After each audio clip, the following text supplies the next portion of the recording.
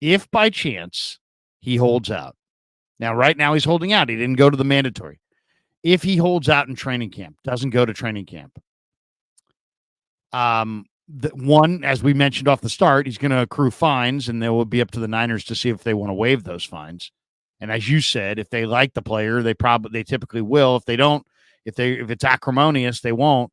So that's a major point in this thing. But then let's just say Debo plays well, JJ's playing well, Pearsall and Cowing hit the ground running, and now you've got Aiyuk holding out, but you've got the receiver position locked down.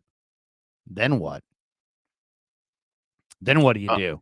Do you start calling teams like the Raiders who have no receivers at all? And I'll tell you one team that I would absolutely call for the 49ers, and I don't know how you feel about this, but the Chargers gutted their receiving core by getting rid of Mike Williams and Keenan Allen. They have no receiving core. They have Josh Palmer. They have the Georgia kid, Lad McConkey. The Chargers are a lot of people's like dark horse, outside play to make it to the Super Bowl in year one under Harbaugh, but they don't have a number one receiver for Justin Herbert at all. Mm-hmm. I don't want to move Aiyuk. I'd rather move Debo, but I don't think it's like absolutely locked in stone that Debo will be out of there and that they'll go forward with Aiyuk. I think they would prefer to, but I don't think it's locked up. What if all of a sudden Aiyuk holds out and the Niners have a decent summer with Cowing and Pearsall and JJ and Debo and maybe Ronnie Bell and Danny Gray come of age and this and that? What if all of a sudden they're looking up and Debo or Aiyuk's holding out?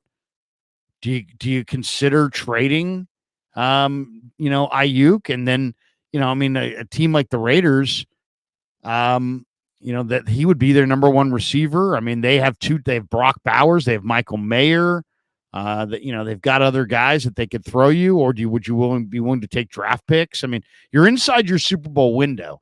So like if you were going to trade Aiyuk or Debo, it made way more sense to do it on draft day where you could get something that would help you win. But let's just say he holds out, Aiyuk holds out this summer, and the other receivers in your camp play well. What do you do? You trade him? No. You don't trade him? No, you do not trade BA. It's cheaper to keep her, man. All right? It's cheaper to keep her. All right? You don't move off of BA for a team that's going to give you pennies on the dollar on a short sale in the middle of the season just because you're having a couple of good months and you think that you got your process down. Chargers call. They say, here's Lad McConkey and a first-round pick. No? You don't do it? I mean, if you want to just completely blow my scenario out of the water with ridiculous offers, that's not a real offer. Whoa, nobody's giving up a first-round pick for Brandon Aiyuk. He's not a first-round pick guy. You know why we know that? Because he didn't get traded in this year's draft. Well, but we don't know exactly what they were asking for. There was talk that maybe the Niners wanted a lot. Maybe they wanted like a mid-first-round pick and a player. And also, you're right. The 49ers, teams maybe did once again. I mean, the receiver draft was loaded, so there were lots of options. So there were probably teams that were like, I ain't giving you a first. I'll just draft, Xavier Legette. I'll just draft Lad McConkey. I'll just draft a guy. But then there's the rookie receivers, and they don't typically play well that first year. I don't know. I mean, it's the Niners are in a weird situation because they're inside their Super Bowl window, and if he holds out and they're not going to be willing to budge, what are you doing? You're gonna have to me, that would be another screw up by the Niners if they have a long-standing holdout and they blow one of their Super Bowl window years because they couldn't deal with their receiver. I don't know. To me, the holdout does not make the Niners look good. I think the holdout. Well, there's no such thing as like a season-long holdout. I mean, you could count on one hand how many guys did it. So that's the funny thing about holdouts is that they always get virtue signal towards there's a actual period of time where they won't play during the season. And like that does happen, but BA's pockets aren't deep enough for that. And he's not going to be able to take on all of those fines. He's going to come back to the team and play. So that's one thing that we have to understand. Like that's why BA is kind of running a fool's errand in a sense, is that he doesn't hold the type of cachet to have this much like narrative around his contract situation. He's just not that good. It is. I love him. He's great. But Brandon Aiyuk is only looked at as a fringe number one receiver is because of what we do on this team. But where is Brandon Aiyuk a number one receiver? Is Brandon Aiyuk an unquestioned number one receiver on every team in the NFL? He's probably the number one in Kansas City if you put him on the Chiefs. I mean, I don't know, Coach. I mean, I agree with you. I don't think he's not in that elite top tier. And that's what hurts. Right beneath that's what hurts when you have contract negotiations, because you have to get that granular. You have to say, BA, you're a fringe number one receiver across the NFL. There's no way on God's green earth we're paying you north of $30 million a year. Like, no. Come on. Like, and I know that virtue signals to you're not that good, and that sounds crazy.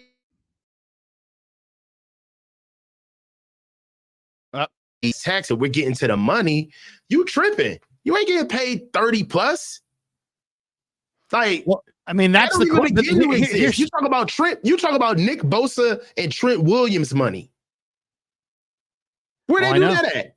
I know. I mean, but this is what's happened to the wide receiver market, which is why these receivers keep getting traded. It's because there's teams looking at their receivers going, well, the market for the receivers has gone here, but we don't think that our player's worth that, so we'll trade him. And Tennessee did that with A.J. Brown, and KC did that with Tyreek, and, right, Green exactly. Bay did that with Devontae. Is B.A. as good as A.J. Brown? I would say no. Come on, is B.A. as good as Tyreek? No. He's forcing us to have this conversation. But if I mean, then stayed at his little $26, $27 million range, we'd all be happy and say, BA, you got your money, you're proud of it. But you're the one forcing this conversation. This is the tough part about this, because the Niners are inside their Super Bowl window.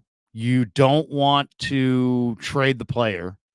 I agree with the coach. You don't want to trade him at a loss.